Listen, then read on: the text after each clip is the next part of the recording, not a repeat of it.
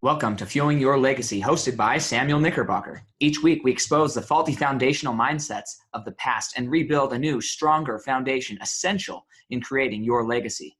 We've got a lot of work to do, so let's get started.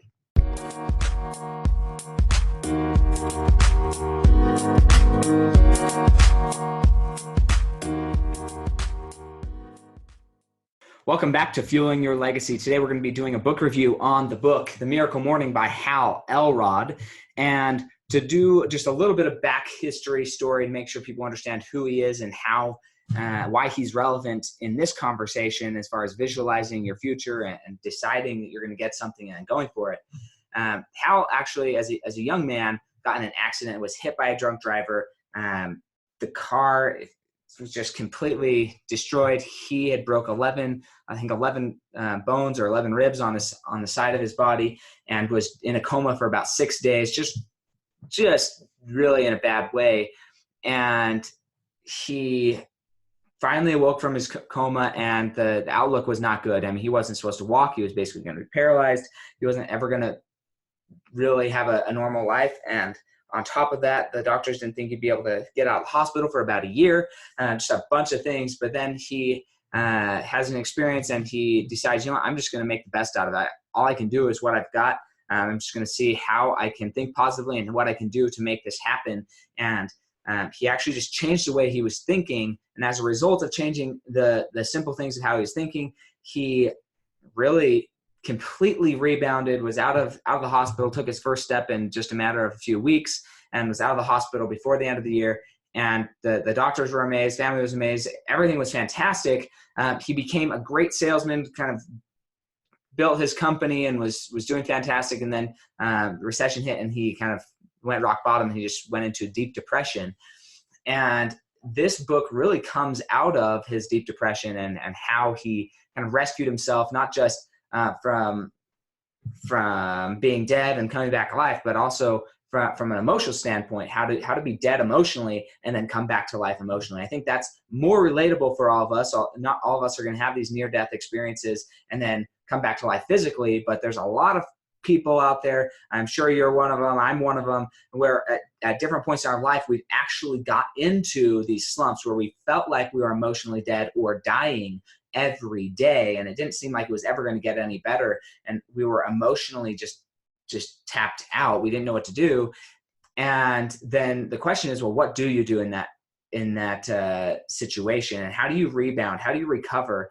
And he came up with some different things that he did, and he put it in a book for us. It's not a very big book, maybe 120 pages, and it's super quick read. So if you get a chance, definitely go check it out and go give it a quick read. But he has really 6 things, and he calls them the savers, like lifesavers, really. He calls them the savers, and it's an acronym for kind of a more detailed or more in-depth way to live your life.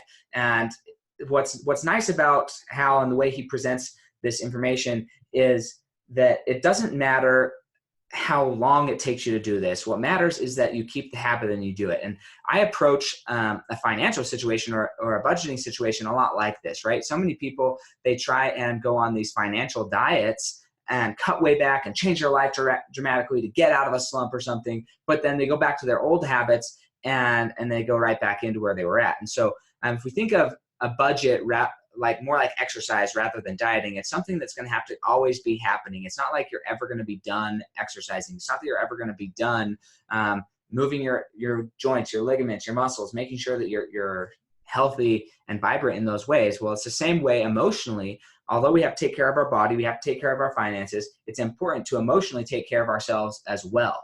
And so whether you're going to spend a minute on each of these things or 10 minutes or an hour is probably a lot, but what's important is that you're doing every one of these every day and creating a good, healthy, emotional environment for yourself. And the way this feeds into our legacy and what we talked about on Monday as far as visualizing our legacy, deciding what we want now for our future, this is really where it started for me. Really thinking about, how do I want to show up in the future and what am I doing to accomplish that? So I'm going to go through these savers just really quickly, but there's 6. The first one is silence, right? Are you getting silent with yourself? Are you meditating? meditating, breathing, praying, right? All these things are super important. Breathing specifically, this is something that the science on this has really just blown my mind a lot. Breathing, our body operates and it needs oxygen, yet most of us, we're shallow breathers. Whatever the reason is, we've been trained in our society to be shallow breathers rather than, like a 4 second in, 4 seconds out, 4 seconds in, 4 seconds out. You do that 3 or 4 times and you're going to greatly increase the ability to function that day if you do it right at the beginning of the day than if you don't. So breathing in, breathing out, making sure you're getting real with your breathing and having that being a grounding technique. You can go to that anytime you're stressed, you're driving, you've got road rage, whatever it is. If you train yourself how to center yourself through breathing and getting silent, then that is a fantastic way to really calm yourself and get centered with who you are. Meditation and prayer, both of those are fantastic as well, to really get inside your mind and think, okay, let's focus on just one simple thing and let's see what we can do with that. Let's gain a definite of purpose. Well, with that, that's the first. That's the S for save. First one. Next one is affirmations. The A is for affirmations. Are you programming how you want to feel about yourself? And a lot of people think, it's not that important. I promise you, it is important. Okay. When we are being, right, when we're in a state of being of depression, anxiety, feeling overwhelmed, not like we're good enough, like we aren't worth it, then we actually, our brain starts telling ourselves these things on like a repeat broken record. And so if we aren't consciously thinking about what we want, then we're just going to have to succumb to what we think other people think about us. And that's where the problem comes in, is where it's all made up. These other people that we think are thinking negatively about us, they probably aren't thinking about us at all. And if they are, they're probably not thinking negatively. They're probably thinking, man, that person's so much better than I am at X, Y, or Z. And so for us, it's important that we are programming what we want to say to ourselves. There's a term, it's called metacognition. Are you thinking about what you're thinking about? Are you conscious about what you're telling yourself? Are you making sure that what the dialogue that's happening inside your head is dialogue that you program rather than what other people program? There's a little bit of a tangent, but not too much. Brainwashing or hypnosis is really what we want to do to ourselves every morning. We want to hypnotize ourselves to be in an absolute state of energy, positivity, power, and ability of confidence. And we can do that through our affirmations and our encouraging words, the things that we do. Sometimes that's goals. Sometimes that's just positive statements. Sometimes that's how we're showing up in the world, how our relationships with those around us are. All of those go into your affirmations. And so that's something that is super important to think about and begin to really get in the state of. So we've silenced ourselves. We're now calm. We're able to reintroduce the state that we want to be in. And then we have to visualize it. We have to actually experience ourselves in our mind going through the actions of what somebody who believed that about themselves would do. If I believe that I'm a loser, if I believe that I'm not worth it, if I believe that other people don't need to respect me, then I'm going to act differently. And I'm not going to be confident. I'm not going to be able to demand what I need out of life. I'm not going to be a go-getter. I'm just going to sit back on a wallflower, let things come to me. So that's a story that I tell myself. Those are my beliefs. And then when I think of how I act, that's how I act. Another way to do it is to think, hey, I'm powerful. I have the energy to do what I need. I'm confident.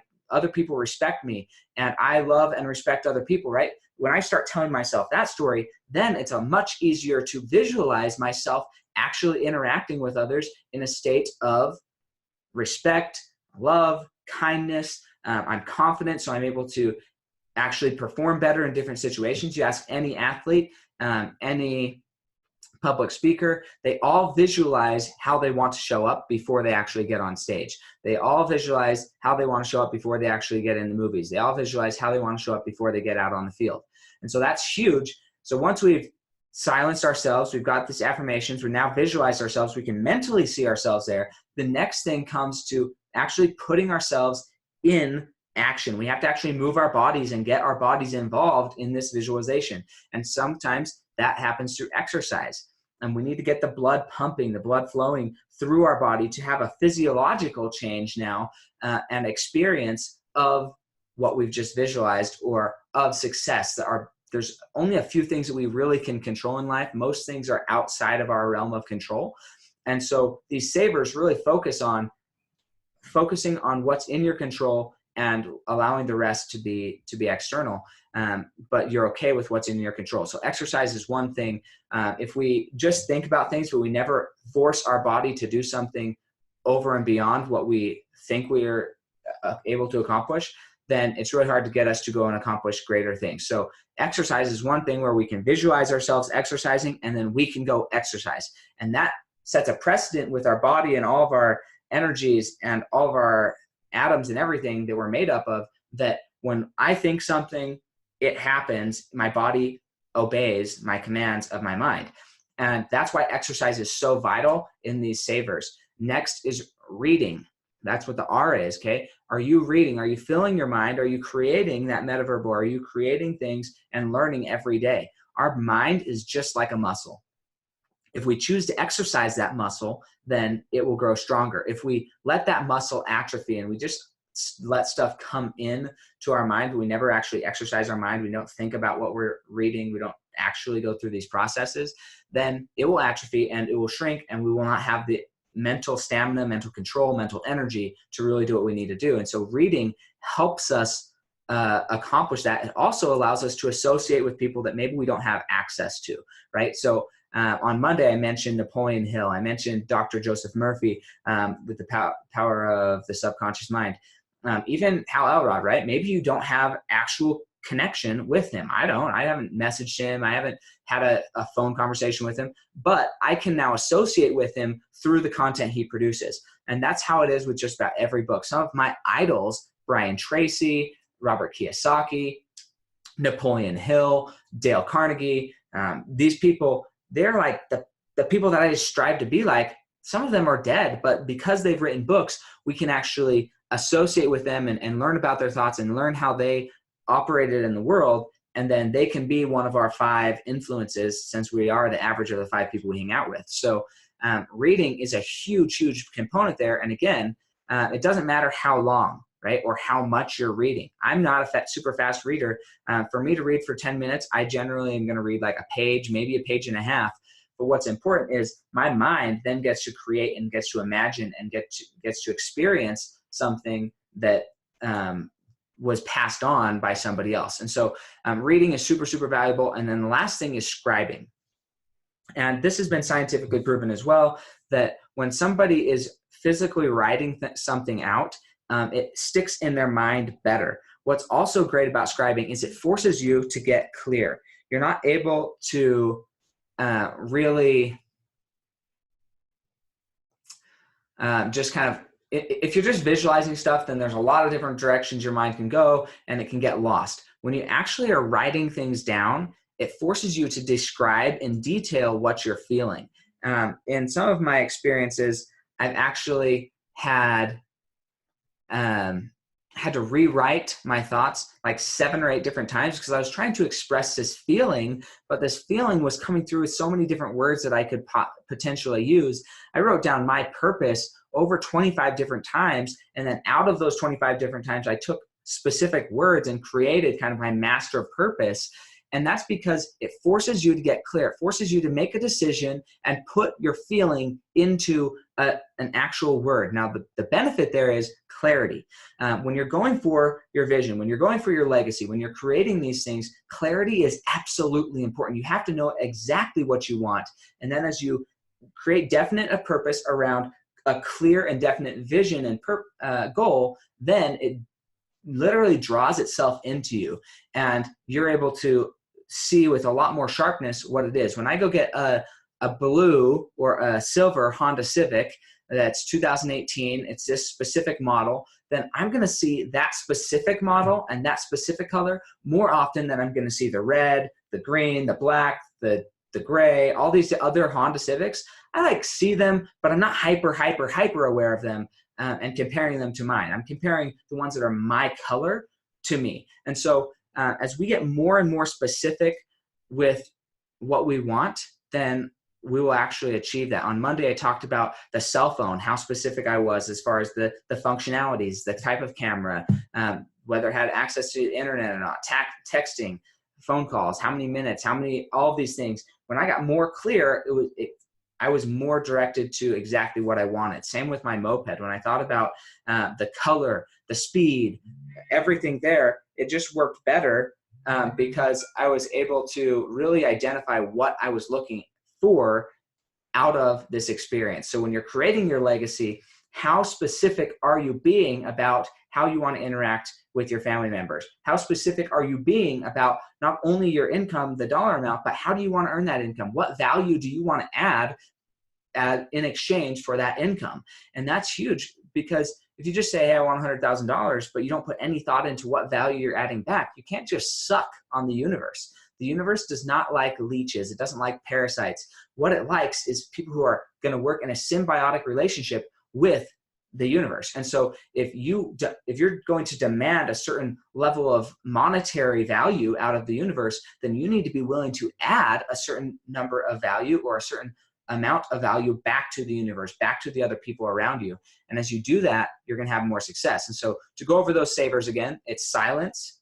Then you affirm through words what you want to create your life. Then you visualize how you want to create your life. Then you exercise, and you start the practice of your body obeying your mind. And then you start reading, you start associating with other people to expand your vision, to expand your goals. And then you start writing down, scribing, you write down exactly what you want and get very clear and specific with how that is going to show up. So that is the book review for The Miracle Morning. Go check it out on Amazon. There's going to be a link in the show notes here. And then again, catch me on Instagram, Facebook. There is a Mastermind Facebook group that I allow certain people to be part of. Just go in and request that. And then also my website, Samuel Knickerbocker. Well, no, it's not Samuel. It's just samknickerbocker.com. And as you go to samknickerbocker.com, you'll have access to download my free ebook and help you understand the really why of building a meaningful legacy. So there's 9 pillars to building that meaningful legacy, and I guess reasons of why that would be important. So go ahead and check that out. And then also coming soon, there's going to be some webinars. There's going to be some other things for you to take part in there. And also, if you'd like to have a free strategy session with me, or not necessarily free, but a strategy session for finance or for anything like that, I'd love to be able to sit down and chat with you and see how we can help you begin the foundation so that you can build your meaningful legacy. So that is all for today. Again, don't forget to subscribe to this. You can catch me on YouTube as well. So go subscribe to my YouTube channel, subscribe to the podcast, leave a review. That will help it get out there more so that more people can take advantage of this wonderful information. But only do that if you think it's wonderful. If you don't think it's wonderful, definitely don't share it with anybody. Just keep that to yourself. But if you see value in this and you feel that you've received value out of this, then please go ahead and share that with others. Thanks much. And we'll catch you next time on Fueling Your Legacy.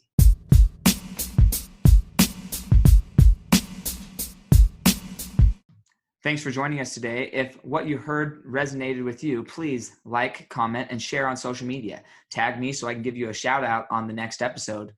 And thanks to all those who have left a review. It helps spread the message of what it really takes to build a legacy that lasts. Catch you next time on Fueling Your Legacy.